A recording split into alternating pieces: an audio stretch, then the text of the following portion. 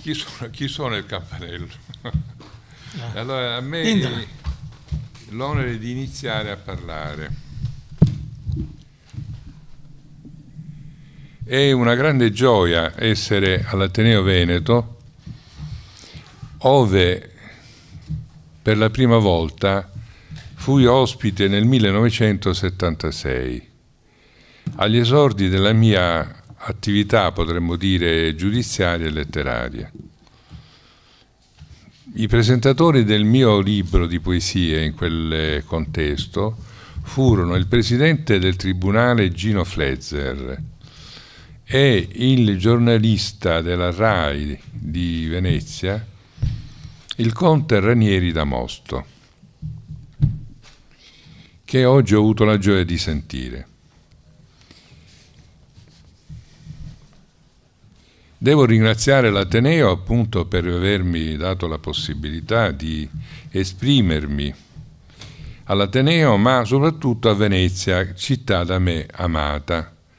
E questo amore lo si evince, lo si vede non soltanto dalla mia presenza, che non è assidua e saltuaria, ma anche dai riferimenti continui, e me li faceva notare ieri sera il collega Gueci. In tutti i miei scritti c'è sempre un riferimento di attaccamento e di amore a Venezia. La genesi di questo libro, Libertà o Arbitrio, la genesi nasce da un momento di indignazione quando ho potuto notare che un collega che aveva ben rappresentato la magistratura al punto di essere un esponente del Consiglio Superiore, era approdato alla politica e manifestava contro i suoi colleghi che appartenevano al Tribunale di Milano, ove lui aveva lavorato proprio agli esordi della sua attività. Fu in quel momento che io mi accinsi a scrivere, a mettere la prima pietra dell'opera, e poi via via ho faticato a ricordare tutto ciò che affiorava, ma naturalmente non avevo nessun appunto, poiché non avevo mai programmato di scrivere un diario, un libro. Questo libro è una testimonianza di alcuni episodi. E potremmo dire che il leitmotiv di tutto il libro è questa critica che faccio, prendendo a spunto anche dei riferimenti storici, alla magistratura che è penetrata nella politica, e perché la politica ha interesse ad avere una magistratura politicizzata, ma una magistratura politicizzata ha tutto da perdere. Perde la magistratura e tutto ciò è a discapito del cittadino, non essendo più terminando l'indipendenza del giudice. La prima sede è stata la Procura della Repubblica di Ravenna. Ravenna per me è stata una città molto significativa, sia dal punto di vista sociale che dal punto di vista formativo giudiziario, perché l'area che si respirava a Ravenna negli anni 70 era un'area ben diversa da quella della nostra Sicilia, ove ora molte cose sono cambiate. Fu proprio in quegli anni che io scopro Venezia. Scopro Venezia perché la nebbia non mi consentiva con la macchina di approdare a Bologna, città più vicina e più comoda, ma attraverso la Romea giungevo a Venezia e scopro Venezia e la città mi appare come una persona. Via via scoprivo degli angoli, delle sfumature, degli odori che mi avvincevano sempre più.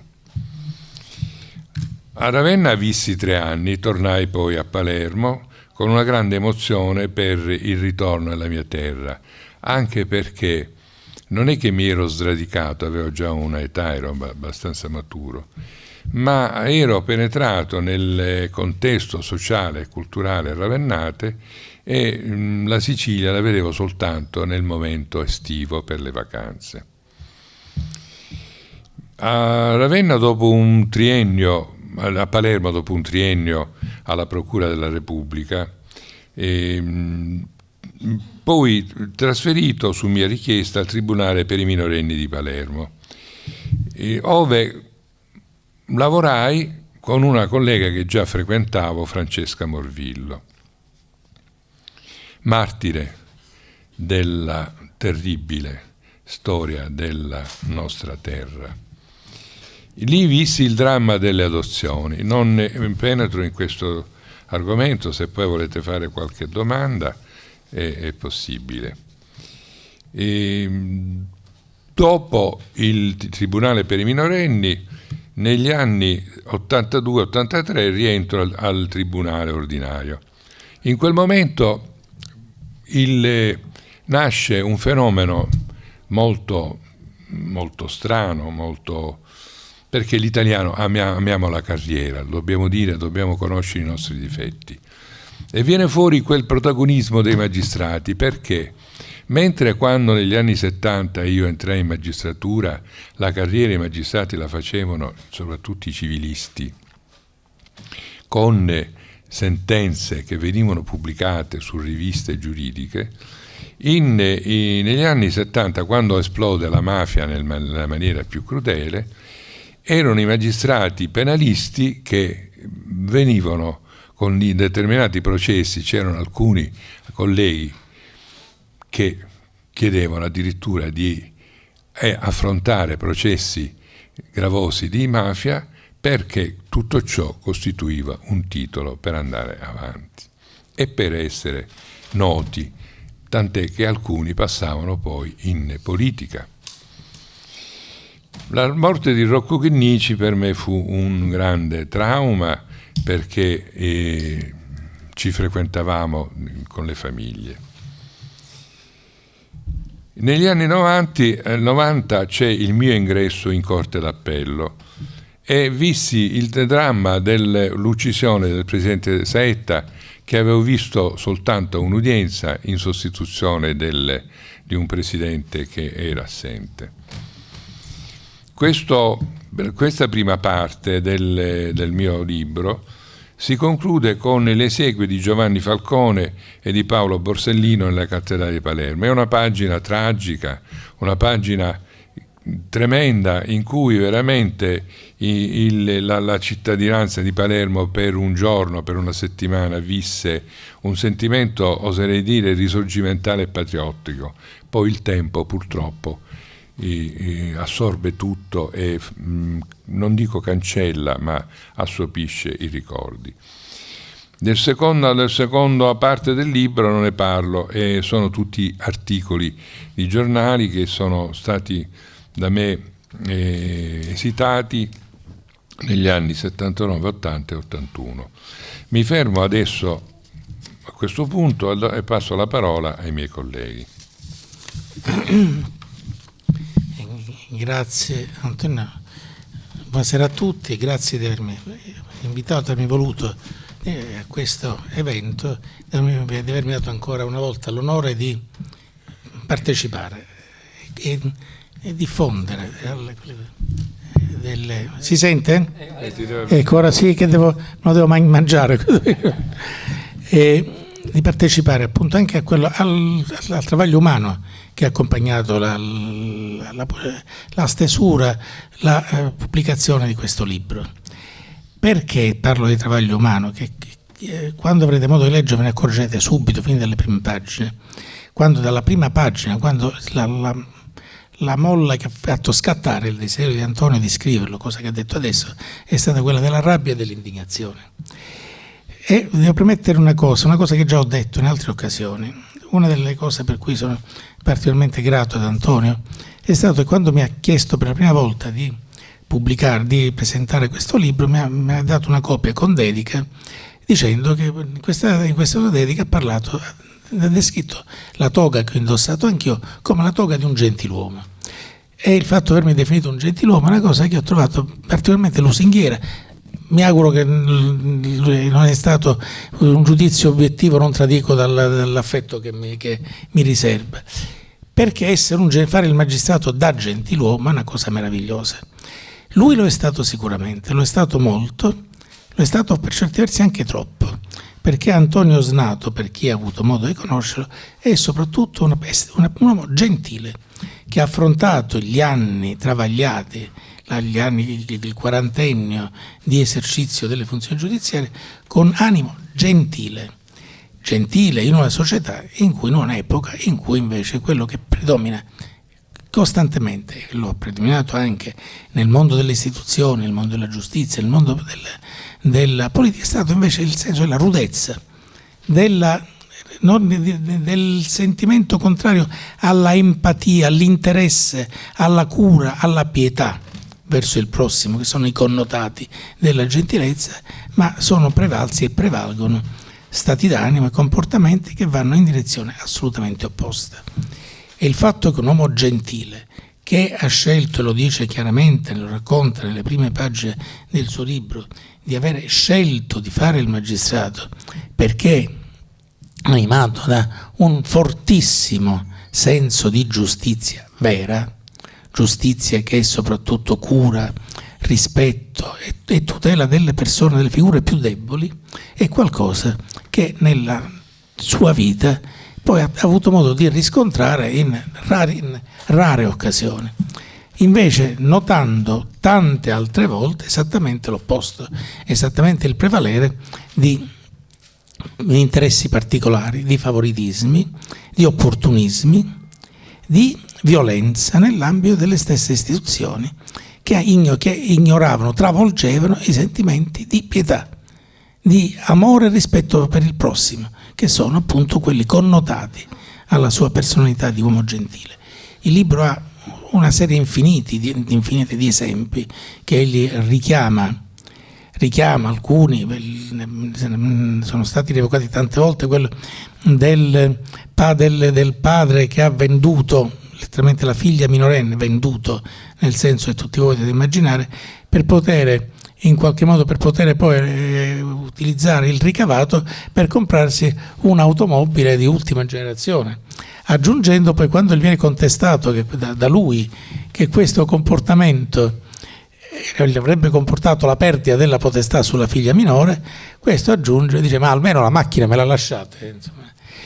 E questo appunto è questo episodio, che peraltro non è l'unico, che credo nella vita di ciascun magistrato qualche fatto del genere, credo ognuno, se pesca nella propria memoria comportamenti simili, se li ritrova. È un fatto ricordato come esempio della crudeltà dei tempi che abbiamo vissuto, proprio che come sono stati registrati in un osservatorio particolare come quello della giustizia.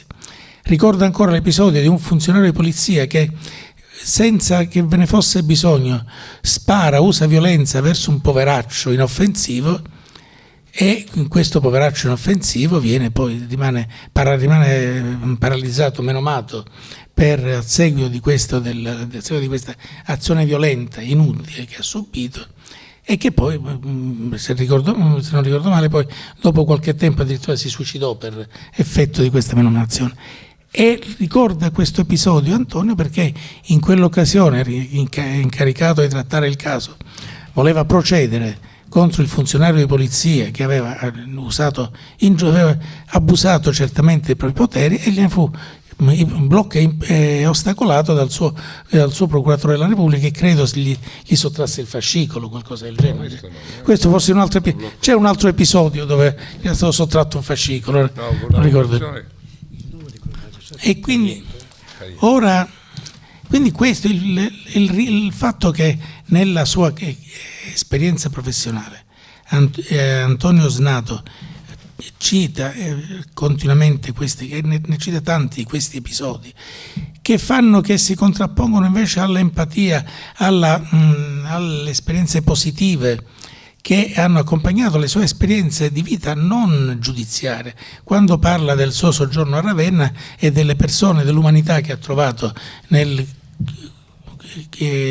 nell'incontrarsi con la gente del luogo, per lui perfettamente sconosciuta, ne parla in termini di grande affetto, di grande calore, così come per l'appunto come diceva anche lui prima, quando parla di Venezia, perché anche in questo libro compare Venezia assieme a tutti gli altri, e anche in questo ne compare in termini di ricordi molto intensi e coinvolgenti. Quindi ecco il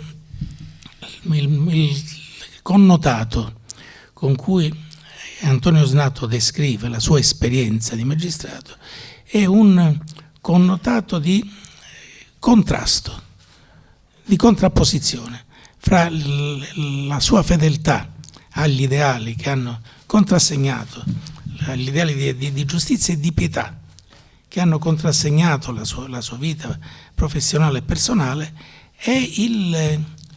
e la realtà con cui si è scontrato. Tutto questo poi sbocca in quello che è poi il leitmotiv del libro, che è quello dei rapporti fra magistratura e politica. Direi di più, fra opportunismo e magistratura, fra strumentalizzazione della funzione giudiziaria e magistratura, tra meschinità che pervadono gli ambienti giudiziari che lui ha frequentato, e io penso che non siano stati solo quelli, e le funzioni, la responsabilità enorme che tutti sappiamo che è quella che poggia in capo a ciascun magistrato. Ecco, sul piano il libro inizia parlando dei rapporti fra magistratura e politica, peraltro tematica che tutti noi abbiamo presente, il tweet o la ripresa YouTube, credo, del ministro degli interni di pochi giorni fa, quando ha detto: io sono stato eletto dal popolo, i giudici no. E quindi che fa capire ancora oggi come il rapporto e il conflitto tra magistratura e politica sia incessante, non sia certamente destinato ad attenuarsi, e anche il contrario. Ecco, e come in quest'ultimo episodio di attualità, permettetemi di darvi una mia considerazione su questo episodio, su quest'ultimo episodio, che è di fronte a una situazione che si verifica, che è perfettamente prevista dal nostro Costituente all'articolo 94, laddove dice che gli esponenti del governo rispondono penalmente, così come ciascun cittadino, previa autorizzazione a procedere della Camera di appartenenza, con ciò significando un rapporto molto preciso, dicendo che i magistrati devono accertare se i determinati fatti prevedono o integrano delle fattispecie di reato. È dovere dei magistrati che si deve indirizzare verso gli esponenti governativi, gli esponenti che fanno parte delle camere elettive, come verso qualsiasi altro cittadino.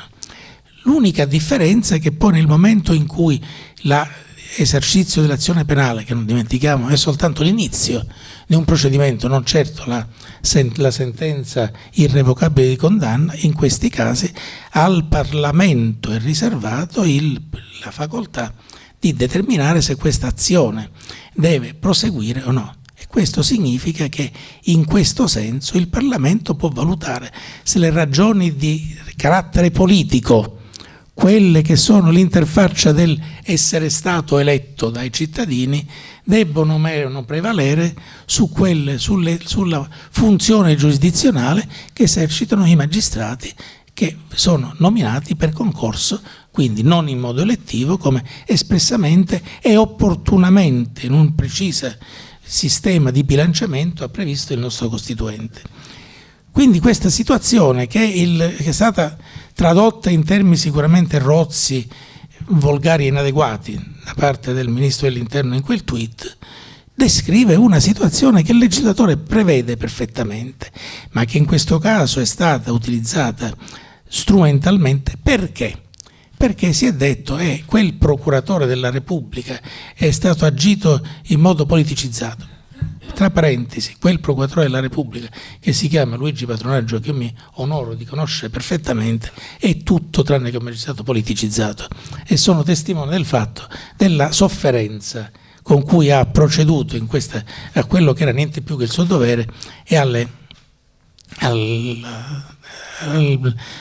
travaglio che ha accompagnato la sua azione, perché conosceva perfettamente le reazioni che vi sarebbero state e a cui si sarebbe esposto. Però diceva anche in questo caso questo episodio è stato utilizzato, è stato richiamato in causa la politicizzazione dei magistrati, la stessa politicizzazione che Antonio denunzia nella prima pagina del libro, quando appunto, avendo voluto intervenire a una trasmissione radio per protestare, per manifestare la sua indignazione per l'episodio di Milano che egli prima ha citato, si sente rispondere citando il caso di un altro magistrato che in quel momento era un magistrato particolarmente esposto sul piano politico, magistrato palermitano, che dopo poco tempo si sarebbe candidato addirittura alla guida di un partito, peraltro con risultati abbastanza sfortunati, che è un magistrato che si chiama Antonio Ingroia, per chi non l'avesse ancora capito, e che appunto veniva descritto come, e non certamente non a torto, come emblema del magistrato politicizzato e che veniva richiamato in causa come esempio della politicizzazione dei magistrati, che poi diventa uno strumento, un jolly, buono da usare in qualsiasi occasione, in qualsiasi momento, proprio tutte le volte dove la magistratura, peraltro compiendo nient'altro che il proprio dovere, tocca un ambito che investe la sfera di competenza dei politici. Ma allora che succede? Che allora i politici sono tutti cattivi, i magistrati tutti buoni? Per niente. Antonio lo dice bene nel libro che non è così, e cita episodi di opportunismo, episodi di parzialità, episodi di compromissione della funzione giudiziaria ad altri interessi, non solo quelli politici, anche quelli strettamente familiari, come quelli di un suo presidente di tribunale, che ricorda spesso, con cui avevamo avuto un momento di contrasto diretto molto bello, molto intenso e coraggioso. Ma direi l'aspetto della strumentalizzazione della funzione giudiziaria per interessi di parte è la cosa che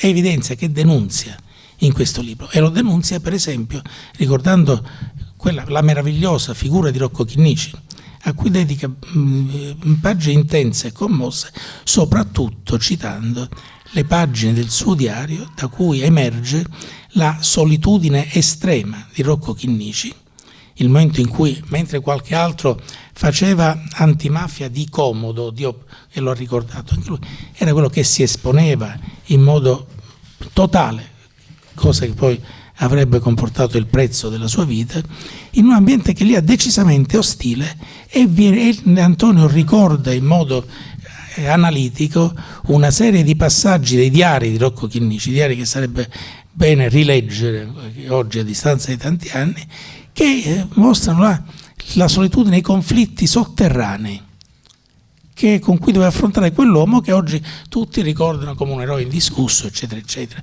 E lo stesso anche quando parla di Giovanni Falcone, ricordando che Giovanni Falcone era osannato da tutti. Oggi parlare a Palermo di Giovanni Falcone è come parlare di Santa Rosalia. Negli anni suoi in cui ho vissuto, operato, era certamente un magistrato scomodo, tale ritenuto anche nell'ambito dello stesso Palazzo di Giustizia, dove non mancavano le invidie e le malevolenze spesso sussurrate, che sono poi quelle che magari colpiscono più nel segno.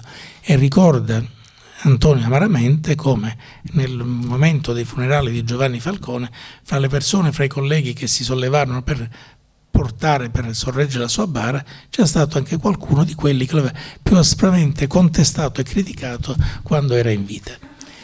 Quindi questo, ecco, le miserie che hanno accompagnato l'esperienza giudiziaria di Antonio, che si contrappongono agli ideali che egli ha sempre perseguito, sono la cifra di questo libro, cifra dalla quale però Antonio esce vincitore, perché comunque fa capire che fino all'ultimo giorno della sua attività professionale, alle sue idee, ai suoi valori, ai suoi convincimenti, è stato sempre coerentemente fedele. E io, che sono stato suo collega nel periodo, in uno degli ultimi periodi della sua vita professionale, ne sono un assoluto testimone. E credo potrei dire altre cose, ma penso vi annoierei se continuassi ancora. Passo la linea a Guido Papalia, che su giustizia e politica vuol dire tantissimo. Grazie. Grazie, buonasera a tutti. Io intanto ringrazio Antonio Osnato per avermi coinvolto in questa presentazione, che mi consente di apprezzare ancora una volta le capacità del collega, con il quale abbiamo avuto la possibilità di incontrarci circa 20 anni fa, presentando un suo libro, bellissimo libro di racconti, a Verona, e in quell'occasione ricordo che io ho sottolineato la capacità del collega, non come magistrato, non l'ho valutato come magistrato, ma come scrittore, il suo stile asciutto ed essenziale, la sua capacità di usare espressioni pertinenti ed incisive, con ogni tanto dei flash che illuminavano il contorno buio e davano l'idea di una storia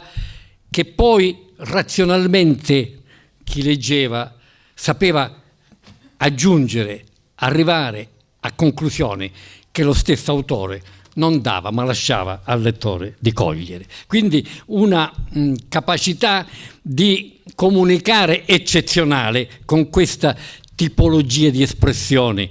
Tant'è che la prefazione a quel libro di Gino Pampalone, che ancora ho conservato, dice che la caratteristica di quella narrativa è la luminosità, e dice che il narratore non poteva che essere un siciliano, perché in quei racconti si vede il sole della Sicilia. E poi aggiunge che più che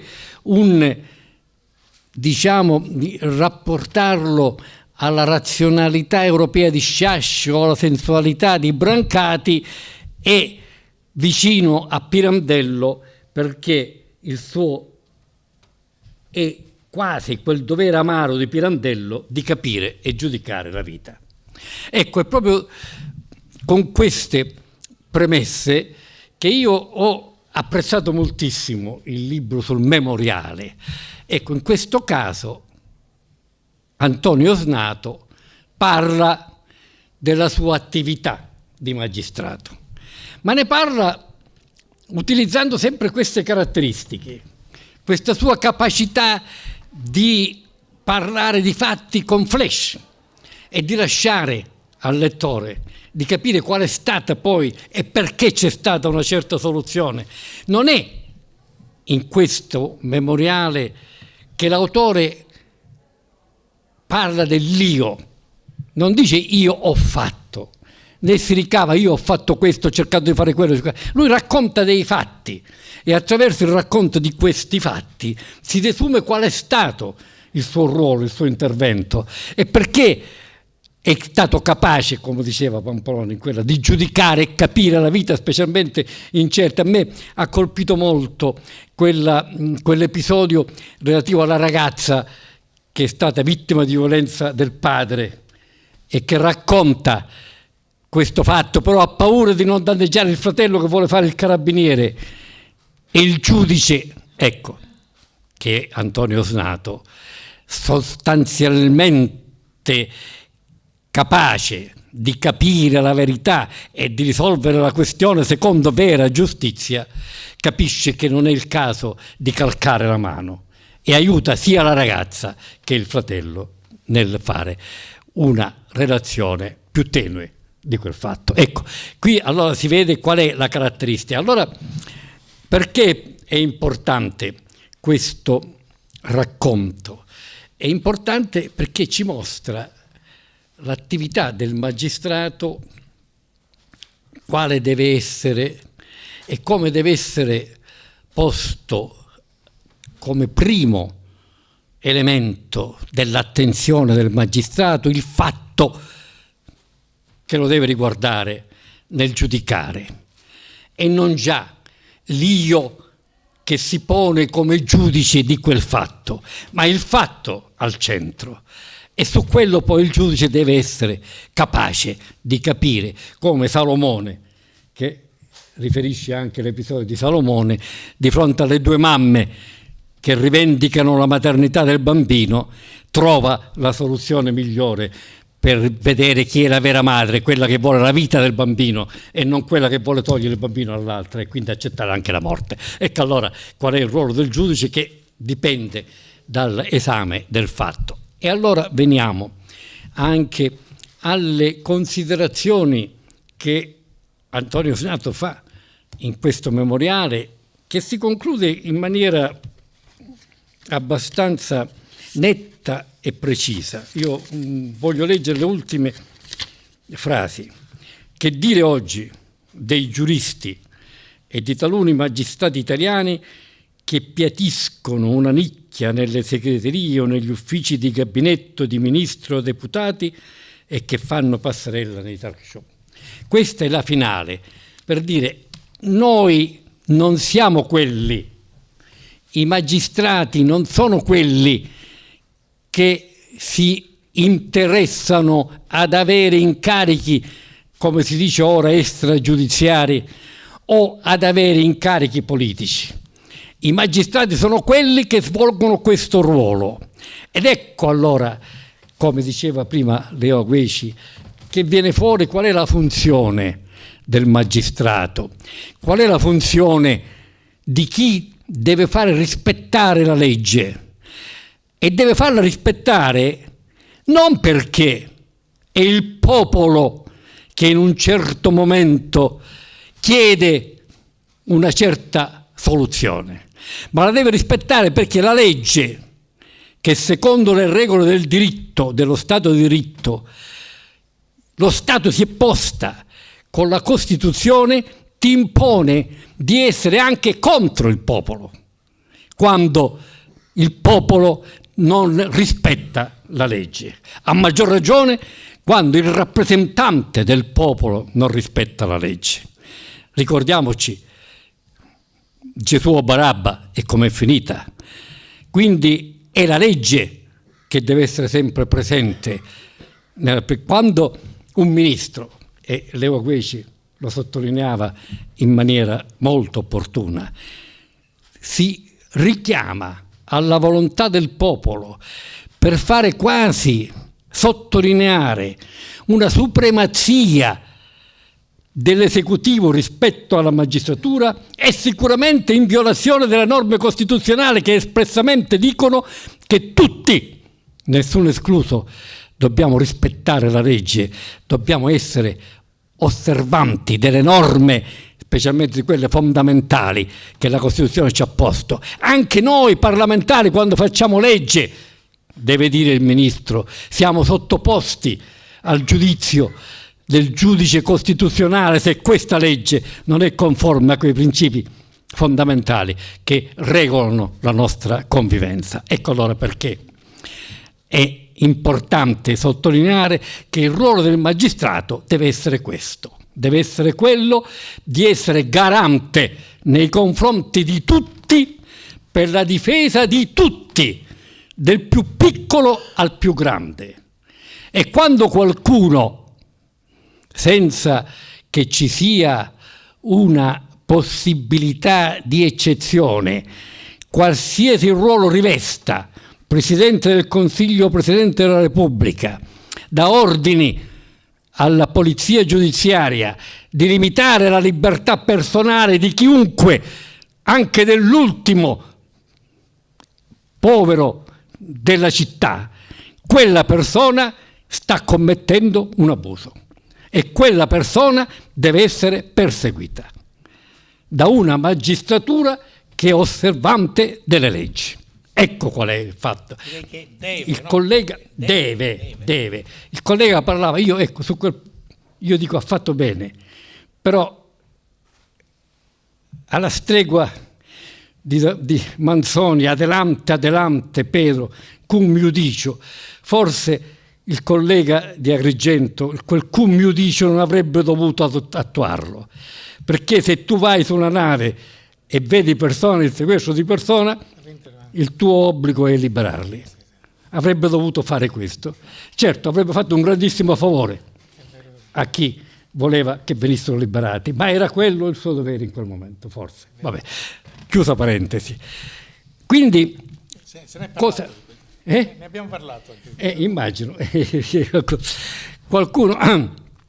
Allora, qual è il problema, diciamo, delicato che Osinato tocca nel suo libro e che riguarda il rapporto magistratura-politica di cui ci ha parlato? È quello che molto spesso si confonde. Si dice, ma un attimo, noi magistrati non siamo cittadini di serie B, anche noi dobbiamo avere i diritti come quello di elettorato passivo come tutti gli altri cittadini, anche noi abbiamo il diritto alla riunione, all'associazione, a tutto.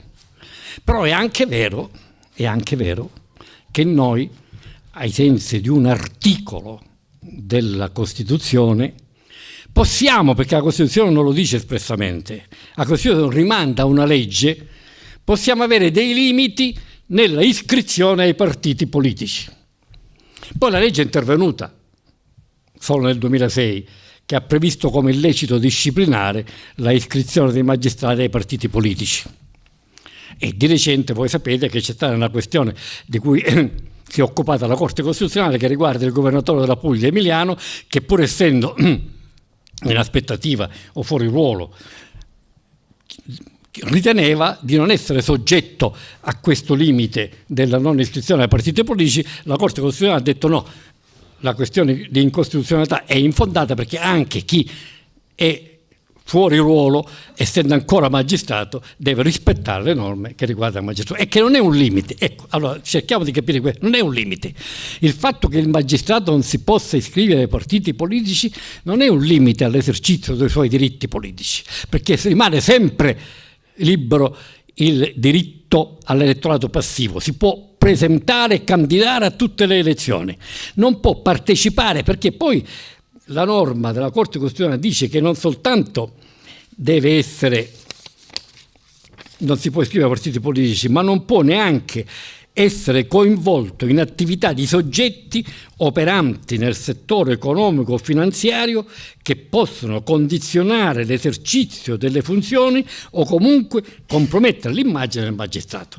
Quindi anche questo è una sorta di tutela ulteriore della funzione giurisdizionale, che ti dice: se tu ti iscrivi a un partito politico o, come ha detto anche la Corte Costituzionale, ti fai coinvolgere in queste attività di una economica e finanziaria che possono commettere, tu coinvolgi la funzione, comprometti anche l'apparenza della funzione, e in questo la funzione della magistratura deve essere sempre credibile. La magistratura, come la moglie di Cesare, deve non soltanto essere, ma anche apparire imparziale.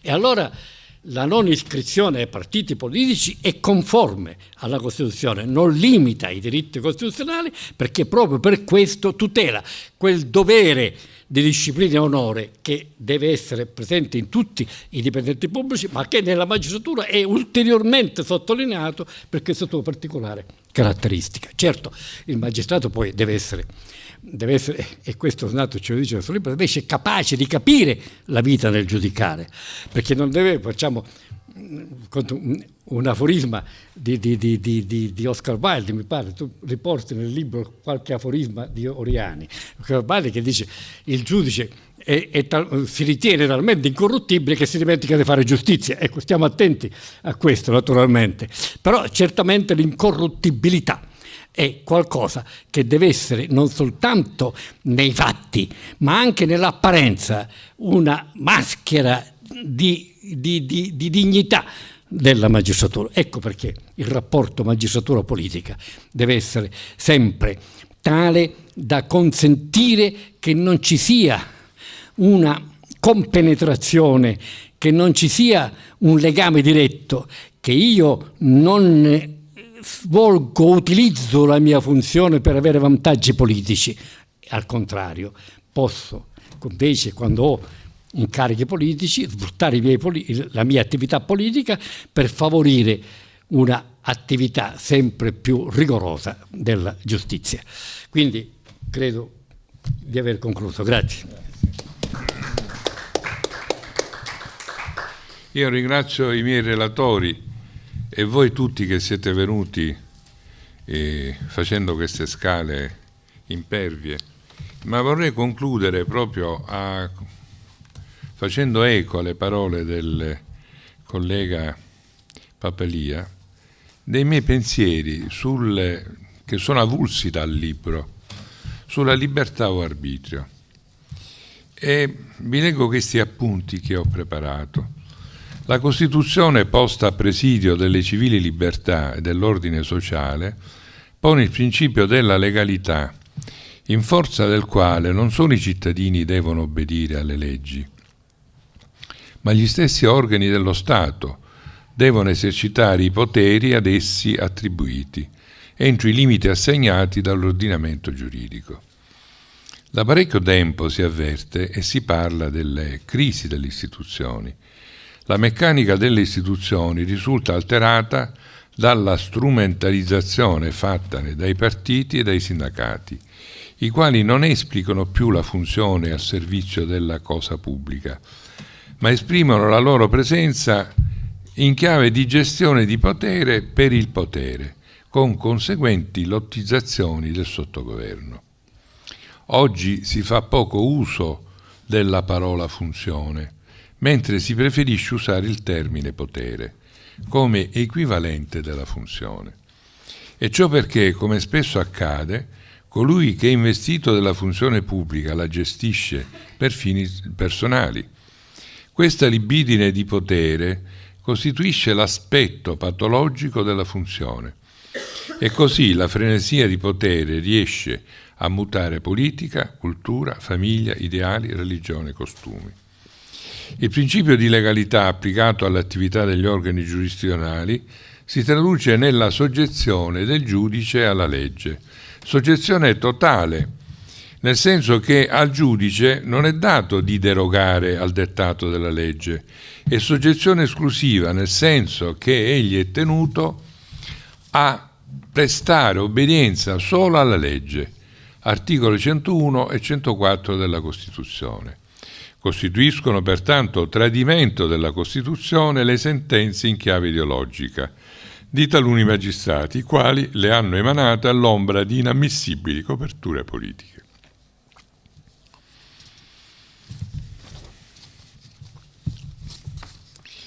Non va trascurato l'interesse col quale l'opinione pubblica segue l'attività dei giudici e i problemi della giustizia, fra cui quello del collegamento fra l'ordine giudiziario e il potere politico. Oggi il cittadino ha poco fiducia nella giustizia, proprio perché la politica, conteggiando la magistratura, ha ammorbato la giustizia.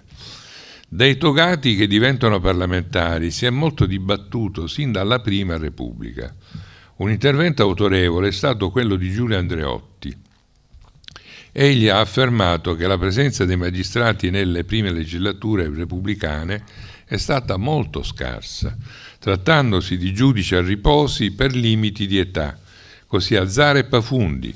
L'unica eccezione fu Luigi Scalfaro, che rimase a Montecitorio fino alla sua elezione al Quirinale. Nella seduta del 31 gennaio 1947 dell'adunanza plenaria della Commissione per la Costituzione, Aldo Moro dichiarò: «Bisogna garantire la libertà di pensiero dei magistrati sul piano politico, ma è necessaria una limitazione per quanto riguarda l'appartenenza ai partiti politici. Si tratta di un sacrificio, ma il sacrificio è giustificato perché sia garantita la libertà dei cittadini, verso i quali i magistrati, per loro stessa funzione, hanno obblighi diversi da tutti gli altri. È un sacrificio che ritorna ad incremento della dignità dei magistrati e a maggior garanzia della loro funzione. I magistrati devono essere non soltanto superiori ad ogni parzialità, ma anche ad ogni sospetto di parzialità, quello che dicevi tu. Questa estraneità formale dalla lotta politica conferisce una maggiore dignità alla magistratura, cosicché il magistrato possa obbedire veramente soltanto all'imperativo della propria coscienza. Queste furono le parole espresse di uno dei padri della Repubblica quando gli uomini nutrivano ancora il sentimento dell'onore e della dignità. È mia opinione che nel nostro Paese, ove il costume politico, amministrativo, sociale è fondato sull'arbitrio, non può esserci una vera parità di fronte alla legge, sino a quando non sarà abolita l'immunità parlamentare, privilegio di quei cittadini che rappresentano il popolo al Parlamento e che dovrebbero dare esempi di correttezza nella gestione della cosa pubblica. Mi fermo qua perché è già abbastanza quello che ho detto. Vorrei salutare voi e Venezia con una poesia scritta forse 20 anni fa, che ha per titolo Venezia. Sì, sicuramente 20 anni fa, se non di più. È in un libro che ha la traduzione in spagnolo. Se poi gradite avere disturbate i vostri timpani, la leggerò dopo, prima in italiano e poi in spagnolo. Venezia. O rive, da me carezzate nei giorni della bellezza. Ora, assorto a contemplare le isole del ricordo, triste necchiero di questa giovinezza, spingo la gondola nella laguna dei sogni, dolce ricordo che riscalda le mie lacrime. Venezia, o riberas que yo acaricié en los días de la belleza, las islas del recuerdo, triste battagliero de mi juventud, empujo la gondola en la laguna de los sueños, dulce recuerdo que caliente mis lágrimas. Grazie.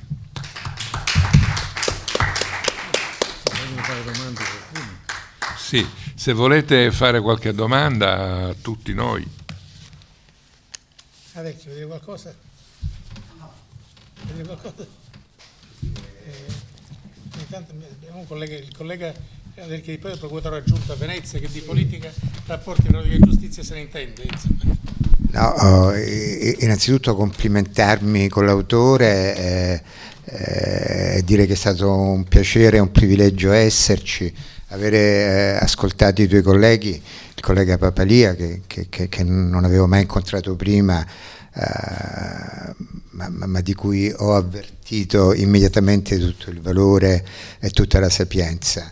Col collega Gueci invece siamo amici da tantissimi anni. No, condivido tutte le cose che avete detto, in particolare il rapporto del magistrato con la politica. Io sono sempre stato assolutamente convinto del fatto che il magistrato non debba avere nessuna compromissione con la politica, perché nel momento in cui il magistrato dovesse candidarsi e dovesse poi svolgere un'attività politica, sarebbe assolutamente legittimo il pensiero nell'opinione pubblica che quel magistrato ha lavorato per precostituirsi una strada da poi percorrere. Ecco, e questo, tu hai usato il termine sospetto, questo sospetto non deve mai raggiungere il magistrato, perché se il magistrato è raggiunto da questo sospetto si fa un danno alla giurisdizione non più sanabile.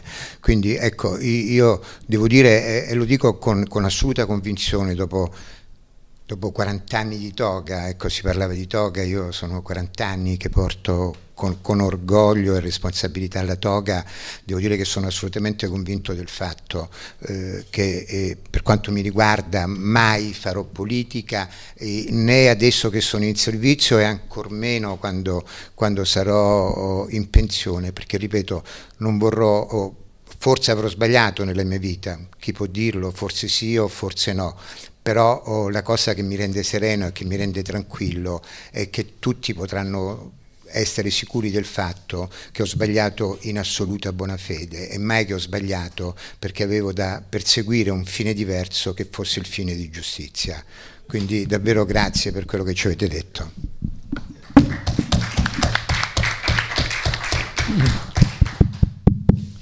Posso dire una cosa, un appunto? Il giudizio di Andreotti non mi va bene, specialmente se accomunato a quello di Moro. Quello di Moro è sicuramente un giudizio validissimo. L'ho trovato e esatto. praticamente non è un giudizio inventato, No, è un giudizio che la storia, diciamo, cronistica ci ha mandato. Esatto, però io ricordo... Nella vita c'è chi predica bene e razzola male. Naturalmente Andreotti forse allora esatto. era ancora, diciamo, era nello stato dell'innocenza, ci credo ben poco, ma naturalmente c'è chi ha la maschera, diciamo, se vogliamo fare un riferimento, Andreotti potrebbe essere l'incarnazione del Machiavelli, e Machiavelli il fine giustifica i mezzi. Ci sono molti predicatori che predicano bene e razzono male, quindi praticamente... Sì, ma io sono d'accordo, io dico siccome... Condividiamo più esatto. Moro che quello di Andreotti. Non solo, ma perché Moro, parlando di Andreotti, ha detto, ma Andreotti è il male assoluto. Conquista il potere per fare il male, nella sua vita ha fatto solo male. Ecco perché. Questa puntualizzazione ci voleva. Posso dire qualcosa?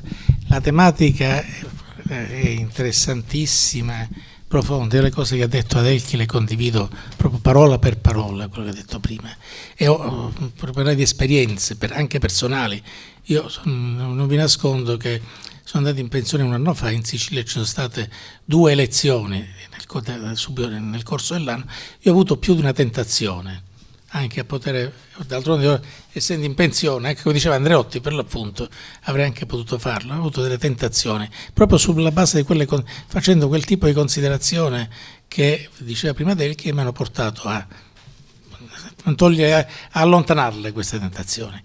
Però devo dire, bisogna anche dire che il rapporto fra magistrati, candidature ai magistrati, appartenenza a compagini politiche non è stato uguale, non si può, oggi è certamente in termini molto più drammatici e molto più esasperati di come era 20-30 anni fa. Io 2 esempi vorrei dire per far capire cosa intendo dire. Fra i magistrati vittime della mafia, della ferocia mafiosa, uno poi un magistrato che io anche per rapporti personali ricordo con particolare affetto, c'era il giudice Cesare Terranova, giudice istruttore impegnatissimo nella lotta alla mafia. Ad un certo punto, anno 1972, riceve la proposta di candidarsi alle elezioni politiche, viene eletto, svolge 2 legislature come parlamentare, rientra in magistratura, pochi mesi dopo il suo rientro in magistratura operante, quando era candidato a ricoprire l'incarico di consigliere istruttore, quello che poi sarebbe stato assegnato a Rocco Chinnici, viene fatto segno di un agguato mafioso e perde la vita. Da quello che poi si è saputo, dal racconto che i pentiti di mafia, la ricostruzione, che i collaboratori di giustizia hanno fatto questo avvenimento, è stato detto che Cesare Terranova, che Luciano Leggio riteneva fra i suoi nemici acerrimi, a cui comunque l'aveva giurata, era ritenuto dalla mafia molto più pericoloso da magistrato che rientrava in magistratura dopo aver svolto una esperienza in campo politico. Lui ovviamente poi si era occupato anche aveva fatto parte della commissione antimafia, eccetera, eccetera, che gli avevano consentito una conoscenza di Cosa Nostra molto più pericolosa nell'ottica dell'organizzazione mafiosa e quindi che poteva rendere più efficace la sua azione di magistrato. Questo farebbe pensare che in quel caso e in quel momento era tutt'altro che negativo il rapporto e la commistione tra magistratura e politica. Evidentemente che oggi è tutt'altra cosa. Vi dico il caso, per dire il caso antitetico, che purtroppo è più legato all'attualità. Dovete sapere che negli ultimi 20 anni ciascun presidente, governatore della regione Sicilia, tranne a dire il vero l'ultimo, quello tuttora in carica, ha sempre, fino ad oggi quello tuttora in carica no, ha sempre chiamato a far parte della giunta un magistrato. Ho messo questa parte perché avevo il paleretto di Pupparo. Sì, ma tutti, abbiamo tutti i nomi dei presidenti della regione e dei magistrati che hanno fatto parte. Il caso paradossale è stato con il governatore Crocetta, il quale, dopo che ne ha fatto largo uso di magistrati nelle proprie varie giunte, l'ultimo più clamoroso è stato quello quando, avendo dei problemi di gestione di tutta la macchina dei rifiuti, problemi della gestione dei rifiuti in Sicilia anche con risvolti penali, questo l'ultimo Crocetta, che cosa pensa di fare? Di chiamare a far parte della giunta regionale come assessore al territorio e quindi in competenza dei rifiuti il magistrato della procura di Palermo, che fino al giorno prima si era occupato di rifiuti e aveva in corso delle indagini che riguardavano proprio questa materia. Il collega ha accettato, poi non è che ha svolto penso con onore il suo compito, ma certamente in quel caso la credibilità. Con Olezzo anche. Io direi questo, poi io parlo. Comunque quello certamente, da questo episodio, la credibilità della giustizia in Sicilia ne è andata assolutamente a pezzi. Quindi si capisce che oggi il problema intanto non è sempre, si pone nello stesso modo, ma soprattutto oggi più che mai, quando appunto nel corso degli anni, da Mani Pulite in poi, i conflitti si sono fatti sicuramente più aspri, quando è intervenuta quella che tu hai citato prima come citazione riferita a epoca antica, è intervenuta l'eliminazione dell'immunità parlamentare, che certo era un grosso limite a quel principio che ricordava prima Guido Papalia, che tutti siamo uguali davanti alla legge, mantenendolo soltanto per laddove era più spiccata la funzione politica o in qualche modo la tutela di interessi politici, che è quello che riguarda i reati commessi dai ministri, ma sempre nella forma limitata a cui ho fatto prima riferimento. Quindi è chiaro che oggi non si può, chi ha a cuore la magistratura non può non auspicare la contrapposizione presente e futura sempre più ampia, insomma. E in questo Antonio, già con scritti che sono anche risalenti del tempo, è stato anche questo un precursore. Grazie.